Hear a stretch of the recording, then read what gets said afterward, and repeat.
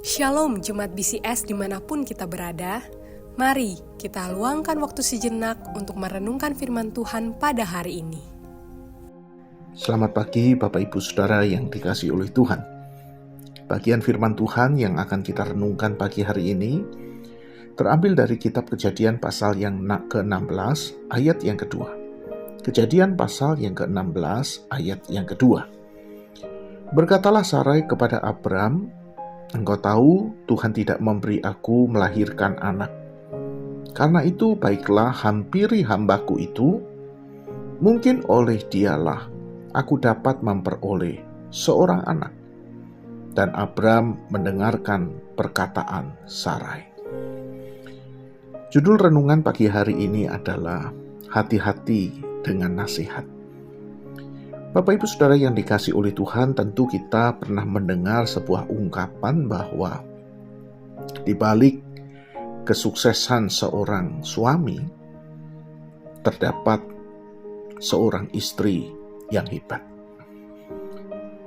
Secara pribadi Bapak Ibu, saya setuju karena memang kesuksesan yang kita raih sebagai suami tidak mungkin terjadi jika tanpa ada dukungan seorang istri.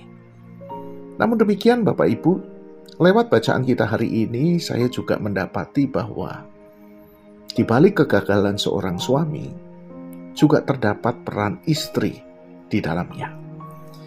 Nah Bapak Ibu Saudara yang dikasihi oleh Tuhan, apa yang membuat Abraham itu gagal untuk percaya pada janji Tuhan?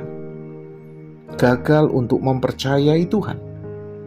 Penyebabnya jelas Bapak Ibu, karena dia mendengarkan nasihat istrinya, Sarai. Yang memang pada waktu itu Bapak Ibu, apa yang Sarah katakan kepada Abram, itu memang sesuatu yang wajar, sesuatu yang lumrah di budaya zaman itu. Bahwa seseorang yang tidak memiliki anak boleh memberikan budaknya kepada suaminya, dan anak yang lahir dari budak itu akan dianggap sebagai anak nyonyanya. Jadi apa yang dikatakan Sarah itu Bapak Ibu sesuatu yang masuk akal, sesuatu yang lumrah, sesuatu yang wajar. Dan inilah yang menyebabkan kemudian Abraham mengiyakan akan nasihat istrinya.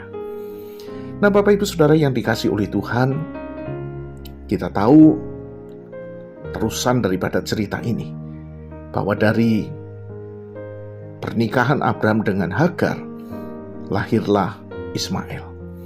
Dan kalau kita lihat cerita ini lebih lanjut, Bapak Ibu, pertengkaran antara Sarah dan Abraham terjadi ketika Ismail itu lahir.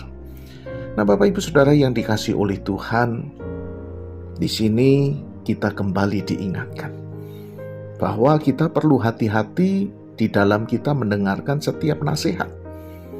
Bahkan sekalipun nasihat itu diberikan oleh orang-orang terdekat kita, bisa jadi dia adalah pasangan kita. Bapak Ibu, kita perlu menimbang setiap nasihat yang ada.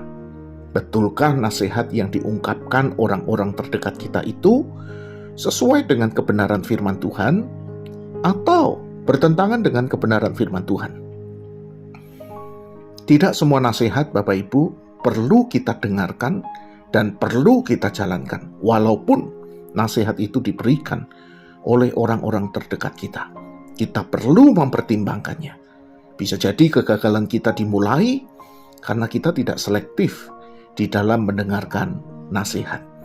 Kegagalan Abraham dimulai karena dia gagal untuk memilah-milah nasihat yang ia dengar. Biarlah Bapak Ibu, apapun yang menjadi nasihat yang engkau dengar hari ini, mari pertimbangkan apakah itu sesuai dengan firman Tuhan atau bertentangan dengan firman Tuhan. Kebenaran firman Tuhan itulah yang seharusnya kita junjung tinggi. Kiranya renungan hari ini boleh menjadi berkat bagi kita sekalian. Tuhan Yesus memberkati. Mari kita berdoa. Tuhan, tolong kami di dalam kami mendengarkan setiap nasihat yang ada. Bantu kami untuk bijak memilah-milah nasihat yang ada. Dan biarlah apa yang kami dengar, apa yang kami lakukan nantinya tidak bertentangan dengan kebenaran firman-Mu. Terima kasih Tuhan, kami serahkan kehidupan kami hari ini ke dalam pimpinanmu. Dalam nama Yesus kami berdoa. Amin. Demikian renungan harian kita pada hari ini. Mari kita terus rindu menjadi murid Kristus bersama keluarga Allah. Tuhan Yesus memberkati.